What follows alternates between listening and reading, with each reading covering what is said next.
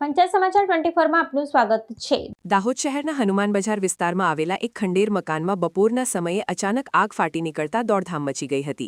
લાંબા સમયથી બંધ પડેલા આ મકાનમાં કચરાના મોટા ઢગલા એકઠા થયા હતા, જેમાં આગ લાગવાની આ ઘટના સામે આવી છે। રહેણાંક અને વાણિજ્ય ગીચતા ધરાવતા આ વિસ્તારમાં આગને પગલે આસપાસના લોકોમાં ભારે ભય અને અફરાતફરીનો માહોલ સર્જાયો હતો। આ ઘટનાની જાણ થતાં જ સ્થાનિક લોકોએ તાત્કાલિક ફાયર વિભાગને સતર્ક કર્યો હતો।